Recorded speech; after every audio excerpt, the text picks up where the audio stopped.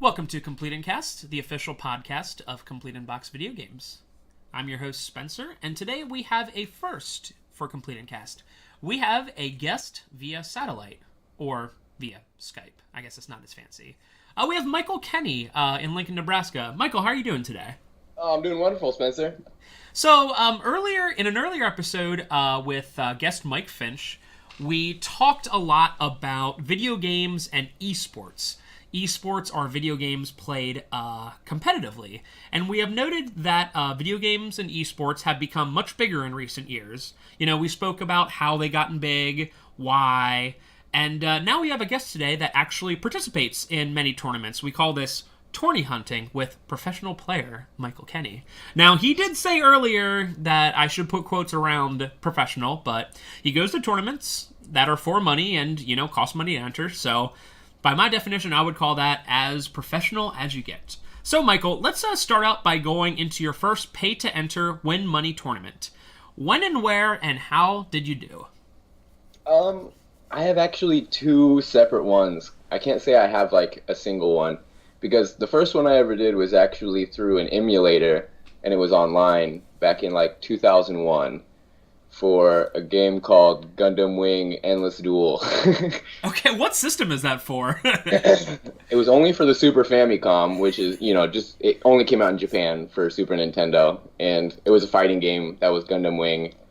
And everybody knows, if you were a kid back in early 2000s, late 90s, you watched Dragon Ball Z and you watched Gundam Wing. So I was super into that fighting game, and there was this like really underground like online movement for games in those days because consoles really didn't give you a very good experience on them. And there was this program called Z Battle, which allowed you to, through emulator, play someone with very minimal amount of lag. And there was a website that was devoted to tournaments, and me and I think it was like 17 other players ended up signing up for this really like the most basic tournament you could imagine.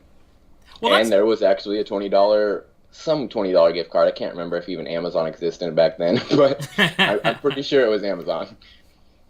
That's actually kind of amazing that, like, you did it so early, because I remember back in the day, you could play people online in certain emulators, like Nintendo and Super Nintendo ones, but it was like, I never personally tried it because it just seemed like so, you know, specific and stuff. So, I mean, how did you do in that tournament?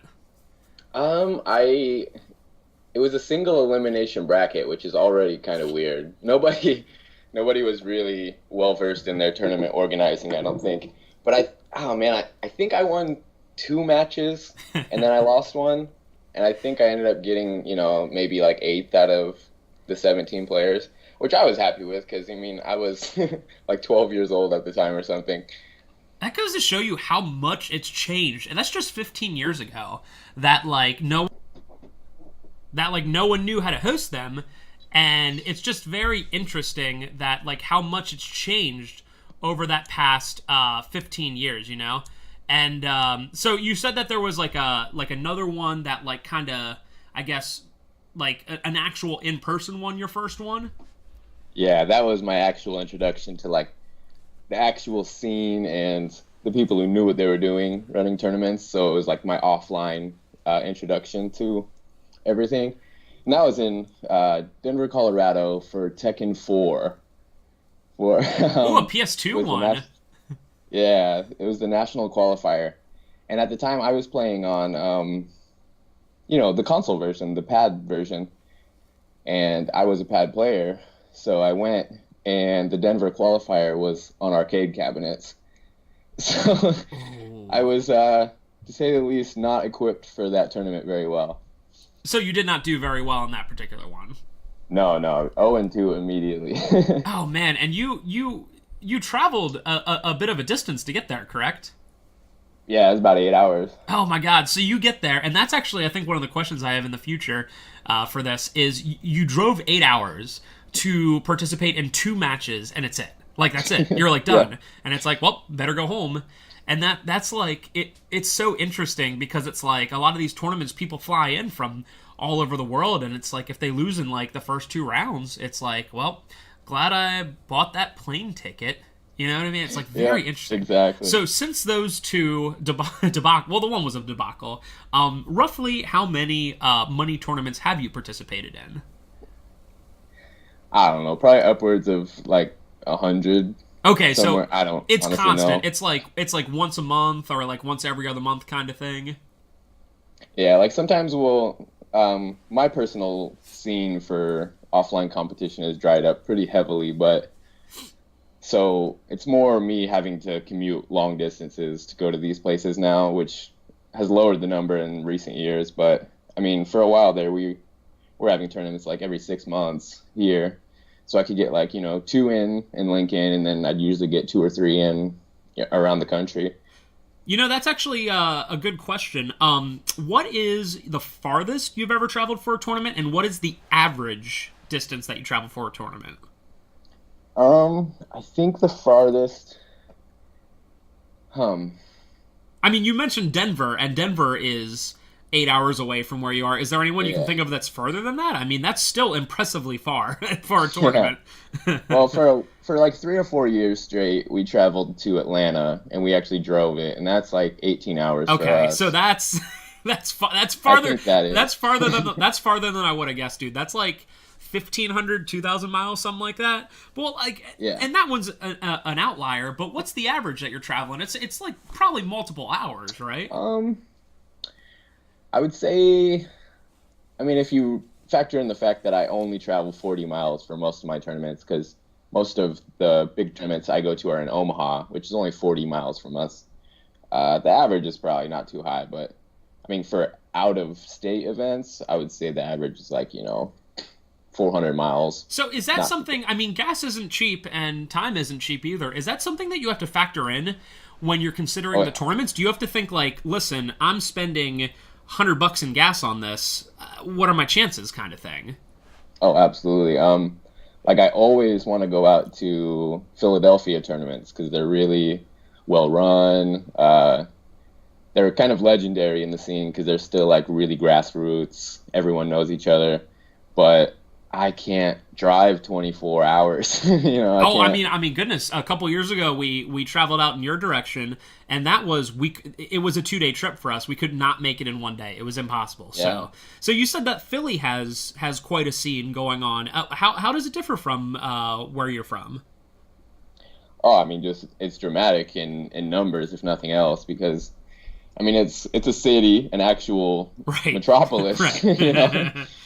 So there's like, some of the greatest players in fighting like I'm a fighting game player, as you can tell from, Gundam Wing Endless Duel and Tekken 4. So Philadelphia is world renowned for some of the best players in like, Marvel vs. Capcom and some of the older Street Fighters. I guess one of the newer ones, but yeah, those 2 games are really well known for. That's interesting. I never really would have thought of Philadelphia as being part of that, big part of that scene. But I mean, if out in Nebraska, they're saying like, oh, Philly, it's not even like, we're in Lancaster about an hour away where we're, of course someone would say, well, Philly has a good scene. Of course, where are you going to go? It's close. But that's very interesting that even out in the central time zone, there's still like, Philly is well known. So if we're taking a look at, the overall, if you're looking at it like money-wise, at your overall investment on time, would you say that it was like it's worth it to have this as your part-time job, or is it something that you're just kind of like not necessarily struggling, but like, oh, why do I do this? Oh, I mean, unless you're like an actual sponsored player who is world-renowned, you're not going to come anywhere near breaking even most of the time, especially if you're traveling to a Philadelphia or an Atlanta.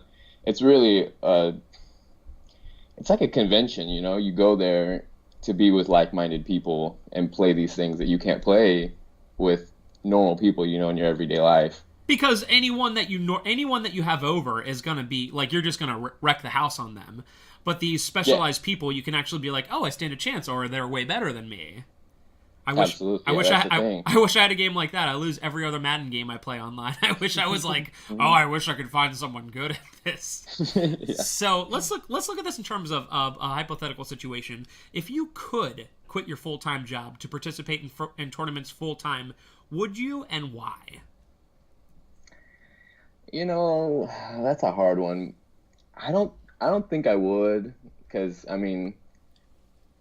I really feel like I would burn myself out if I was doing it as a job, and I had to focus so intensely, and the stress of the situation being like, if I don't place top 8, I'm not going to pay my rent this month. I'm not going to perform well under that kind of pressure. So that really is. I like it. That really is rough, because if you look at something like sports, now there's some like tennis and golf where it's individual, where it's like, yeah, if you keep missing the cut in golf, you're not going to pay your bills, But if you're a football player, let's overlook getting cut and stuff like that. But like if you drop a ball, you're not going to like not get paid for that day, And it's just like, that's a very interesting point where it's, these people have to consider like they're paying for everything, Yeah, exactly. That's why there's been a big movement in these esports in general for sponsorships and these bigger companies to actually pay a working wage for these people and fly them to these places to, rep their brand and give them the ability and comfort of knowing that I don't have to necessarily perform my best every single second, because you got that sponsorship money coming in. Yeah. No, that's an interesting point. When it comes to these places where these video game players are sponsored by stuff, do you think it ends up making sense for the company? Like, if you see your favorite player rocks, I don't know, Alienware. I know that's not cool anymore, but Alienware. Do you think that people are more likely to be like, oh yeah, I'll try out Alienware stuff? I think it's more than you would expect, at least from what I've seen. A big thing to be sponsored in the fighting game community is arcade sticks, because a lot of people grew up in the arcade age and they need really high quality components. So, someone will be sponsored by Razer. I don't know if you've heard of them, but Razer makes their own arcade sticks. Yes, I have heard of them, yeah.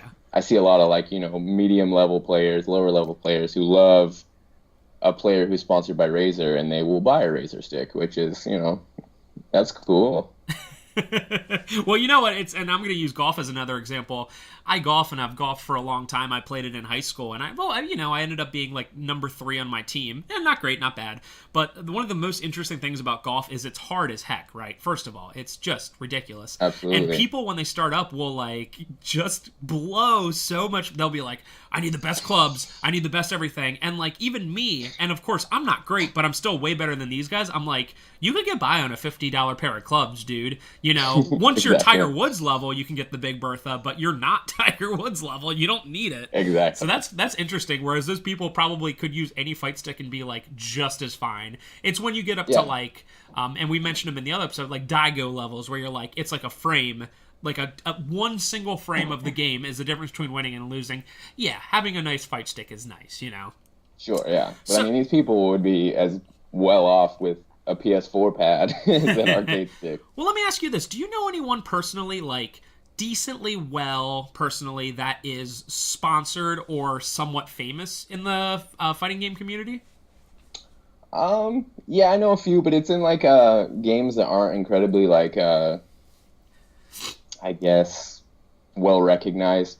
Like my wheelhouse is 3D games, which are like Tekken, Soul Calibur, Virtua Fighter. So they're not as well publicized, but yeah, I know a lot of like the biggest guys in the Tekken and Soul Calibur communities. So the biggest, let's say take Soul Calibur, because I love Soul Calibur. The biggest guy in the Soul Calibur community, is he being sponsored? I would say the biggest one as far as a name is Kayane, and it's a female player from France. She's sponsored, yeah. But you got to be like very, very top of your game to be sponsored and to have that, I guess, that backup, Like, yeah, absolutely. I mean, she, if I remember right, is sponsored by Mad Cats, and she gets to do double duty because she's an attractive female, and she's incredibly good at Soul Calibur, so she's doing them incredibly great service. So say someone like her, I was always curious about this. You know, they have a big Smash tournament, say in Philly, right? This is just hypothetical, and someone lives in California, and they're one of the top players. Are they getting their airfare and hotel and stuff like that comped? Like, is that a common thing, or is that something that's all on their book? I can't really, I'm not a sponsored player, but I've only heard like whispers of what goes on really. But from what I understand is if you get an actually reputable sponsorship, you will get your airfare paid. I don't think you get the hotel paid for. Okay, so they like draw a line. They're like, listen, you can lay it on the street. That's fine. We'll get you there, but we don't care what you do when you get there. And I've heard that they decide which tournaments to go to, and they have a cap on the airfare. Like, they can't exceed this much amount of money. So a lot of players will, like, sink all their airfare into, like, shorter trips instead of, like, just being like, well, I'm going to France, you know? Yeah, that makes sense. Being able to do, like, multiple over one, like, long away one.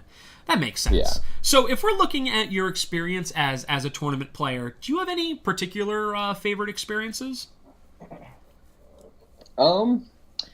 I have a lot, but something that comes to mind.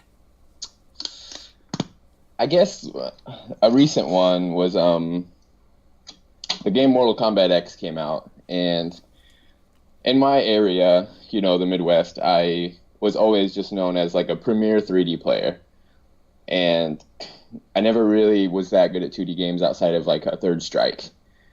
So when Mortal Kombat X came out, that was like my time to shine in 2D. So I went down to a tournament in Kansas City. It was a pretty big one. I think it had like maybe 150 players who entered, and I just went off. It was like didn't lose a round all tournament, and yeah, it's just one of those like ego boosting moments for me that I was like, okay, I'm a 3D player. You know, I'm gonna come in and just mop up. And it's amazing because someone like me, I'm not very good at fighting games, and like I can understand what the difference between 2D and 3D is. But your average player who might only play Mortal Kombat once a year is like, what's the big deal? You know, what's the difference? Yeah. You know, and it's so amazing how once you get that good, you're like, oh man, 3D and 2D. I bet there's 2D players that are like, I will never play a 3D fighting game. You know, and that's very interesting. Now you brought up a point that I find very fascinating. You said that you're pretty well known in the Midwest as like a good 3D fighter one. Let me ask you this. Would you rather be, and we can analogize this to sports as well, would you rather be the best person in the Midwest or simply a very good person in like a large market? Like say Philly. Say you're like top 10 in Philly or top 20 in Philly, or like the Midwest guy. I mean, obviously, if you're a premier player from like a Philadelphia, you're going to naturally have a lot more exposure, and that's where like being a top guy from the Midwest really doesn't do you any favors, because you don't get a lot of face time, you don't get a lot of recognition. So even being a top 3 guy in Philly, you're going to be seen a lot more. Oh, it's just like, it's very, similar to sports. It's like, if you're the best player on the Tampa Bay Bucks, it'll be nothing compared to being the 10th best player on the New York Giants, just because it's that huge market. So I was always curious what people would do in that situation. Have you, in terms of just people, met any like real good long-term friends? Not just people that you might talk to once in a while, but like real good friends. In the fighting game community? In the fighting game community, yeah. Yeah, like that's one of the perks really, is like I couldn't say, well, actually, yeah, and just from a local level, like some of my best friends I've met through fighting games, just,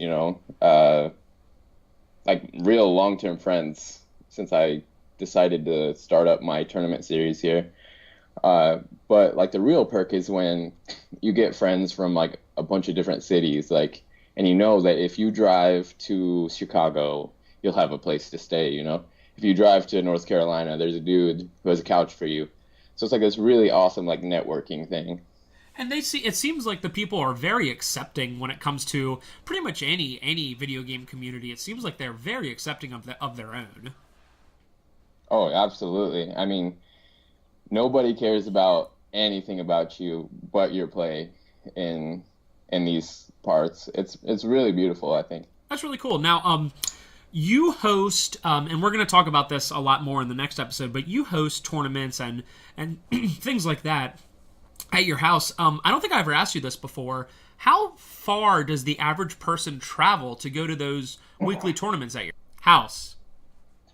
I think people generally, for pure fighting games and not Smash Bros, they travel maybe 10 miles, upwards, but people are really serious about their Smash Bros, and we'll get people for our little local weeklies that'll travel from Omaha, sometimes Kansas, which could be upwards of 60, 70 miles. And that's just for just casual play at your house. I mean, there's nothing involved. I mean, there's no money, there's no prize. There is occasionally. Oh, okay. Okay. Yeah, and another thing is you don't necessarily have to have a tournament for money, because a lot of players they'll smack talk, quote unquote, and get lined up into money matches, which is I'm throwing down 50, you're throwing down 50, whoever wins takes it, Okay, so you get those personal side bets at all times. Exactly. That's pretty interesting. So if we're looking at the tournament scene as a whole, and let's obviously just stick to fighting because that's what you do, is there anything that the tournament scene could do to instantly improve the events for everyone? Oh man, that is a very nebulous question. I guess that's another way of asking, what is your biggest gripe, and is there something that tournament scene or tournaments in general can do to improve it? It's gonna sound weird, but a lot of fighting game events are held in hotel ballrooms. I've noticed that. I actually have noticed that. Never enjoyed this. It's just it feels stuff. There are times where it's so awesome to be able to be I'm gonna go to my hotel room instantly. It's very nice. I understand why it's the way it is, but I think it detracts a lot from the seriousness of the event when it's in a hotel ballroom, because for example, Evolution, most people have heard of that in video games. That's the biggest fighting game event of the year, and that was held in the Mandalay Bay this year, which really ratcheted up the just the meaning of the event, because it's where MMA events are held. Wow. And, it's a huge event center, and they filled it out. It was awesome, but yeah, it would be no more hotel event centers. Well, the question that comes from that is, what would you suggest it be at? Oh man, because a lot of these places like Philadelphia, I don't know what they would. I don't know if they have a mid-tier level event center, maybe 10,000 people seating. Yeah, that in my mind would be perfect. Usually something let's say Awesome Games Done Quick. That's an event they do every year, to raise money with speedrunners. I mean, that's clearly in a hotel ballroom or whatever. Clearly, you don't even have to be there to realize it. So I guess that would be interesting. I mean, it would be cool to have you know how sports events have their own unique things they can have it at. It'd be cool to have in each major region a thing that just hosts game tournaments. But clearly it couldn't. Clearly we're not at that level yet. Maybe in 10 years if it's just as big as sports. If esports. There are Los Angeles just got one that is specifically an esports arena. Well, there we go. We're getting there. It's pretty cool. Yeah, it's starting up, at least from a marginalized standpoint.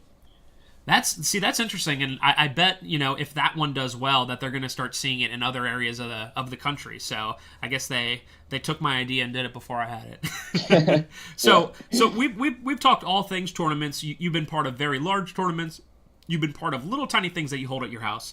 If you had to choose just one type, would you prefer the big events, in those big, huge ballrooms or whatever, or the simple play at your house, casual events? You're tearing me apart, Spencer. I gotta ask the tough questions, man. I mean, the local events are it's like you and your buddies playing Mario Party, you know? There's something there that is just like magical always, you know, kicking back with a few sodas and Doritos and we call them on our CIB Let's Plays family water. We call them family waters. So exactly. Kicking back with some family waters. Exactly, yes. Yeah, that's like a magical feeling, like you and these people you have grown up with almost, like, but on the other hand, like these huge events, you get to see a lot of people you don't see a lot, and it's like this very kinetic environment where everyone's really excited. It's like a vacation for them, and you know, it's an excuse for a lot of people to just, you know, have fun in these hotel ballrooms and such. Let me. I didn't have this as an original question, but it just came to mind, and I don't even know if you have an answer to this.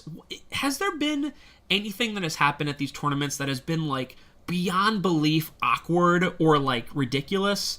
Like the whole stigma of gamers is like a lot of times they can be like very awkward and very, you know, whatever and aloof. Has anything ever happened that was just like everyone just groans because it's just so ridiculous? Yes, definitely. I mean, it's video games, and right. Sometimes you'll have some either younger audience members or something, but in particular, the one that everyone likes to groan about is this instance at a Memphis tournament where this girl who something might be off with her ends up going up to this guy who is on a chair, and he's popping off, as they say, quote unquote, which means he's getting excited and hyping the match up. And she grabs him by his shirt and tries to force him down into his chair. And like, he is perplexed. He doesn't understand what is going on. So he looks at her and he's like, who is this? Like, who is this? And then immediately after, everyone is calling for this guy to get DQ'd. And like, the people who actually saw what happened was like, what? Like, how did this happen? Because it was like a female, and he at the end, he was like kind of like pushing her off of him, like not even pushing her, like trying to get some distance. So he didn't end up getting DQ'd, but like that was a huge, like incredibly awkward and straining moment on all of us. So was the guy actually playing at that moment? I believe it was in tournament play, and it was like there was a fierce rivalry between his name was Shinblade. He was from Memphis, and a guy from the Northeast. I'm not sure where. So he was getting people into it, like, hey, who's betting on me? Who, you know, put your money on me. Let's get some side bets going. And you know, he was popping off, and I'm not going to say she was in the right or wrong, but I mean, don't put your hands on anyone, especially. And how do you come back? How do you come back from that? You know, it's just like, I guess we'll play now. You know what I mean? It's just like, exactly. So awkward. It was such like a stark moment. Like, oh, we weren't trying to get serious. We were just like, you know, having fun, and oh man. And that's interesting, because these aren't huge like moments. Like an NFL game will have like hundreds of security guards, so the chances of like a fan getting on the field or interfering is like very little, because these security guards will get them. But like, it's not like you guys have like people standing there like, don't touch the players, you know what I mean? So someone could just come up during a game and like tackle them, I guess. Like exactly, yeah. And that's why I was like, you know, something awkward had to have happened here. So we're getting ready to start wrapping up this particular part of the Michael Kenney discussion. Let me end with asking if you have both a current favorite fighting game that you like to participate in, an all-time favorite, and possibly an all-time least favorite that you do just because you have to. Okay. All right. We'll start with my current favorite, even though I mean, you've probably heard about it, Street Fighter V, just in the fact that it was the worst launch of a game I could ever imagine. I believe I've heard of that video game, yes. Yeah, but like, you've probably heard about the specifics of how awful the launch was. Yeah, that they had like a lot of like problems with it and all that. Yeah, there was no arcade mode. There was barely any story. The online barely worked. I mean, everything was behind a paywall. It was very, very, very awful. It made Street Fighter Cross Tekken with its on-disc DLC look very innocent. But yeah, that's my current favorite one because after you get past this absolutely botched launch, it's incredibly good. Okay. And do you have an all-time favorite, possibly one that's not played much anymore? My all-time favorite is probably, oh man, it's probably Tekken 4. What is it about? What is it about Tekken 4 compared to the other ones that makes it so good? It was a very bizarre one that, like, they tried so many new things with it and failed on every single foreseeable level. Like, imagine a 3D game where there is terrain shifts where you can go up and down, and imagine that with like moves that are supposed to hit. So he's like a level below you, and you're trying to hit him with a punch that is above his head. There was a lot of those problems. But you like it just because it's like so unique, or? Yeah, it's incredibly unique. There's no other fighting game like it, like ever. And a lot of its problems were its charm. And it was my first tournament. It's one of the first games I like really cared about and learned like frame data and combos and such for. So I mean, it's probably nostalgia, but it does have such a unique feel to it. Like, even if you're a casual, you could see that like Tekken 4 is so much different than any other game in the series. I'll have to check that one out then, because I must say that I'm completely unfamiliar with it. And do you have an all-time least favorite game that, say, you've participated in or you've had to participate in? Oh man, let's see here. There's a lot, but I'm gonna think here on the fly of like one that stands out the most. Give me the one that makes you cringe. I gotta say Super Smash Bros. Melee. Oh, we just lost so many subscribers, my man. And let me say, guys, it's not because of the game itself.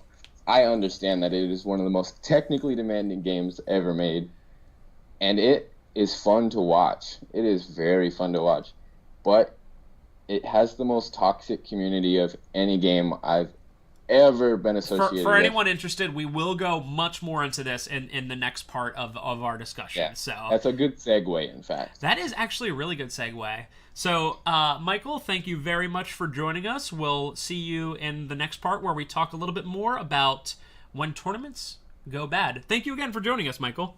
Yeah. Thanks, Spence. And thank you for listening.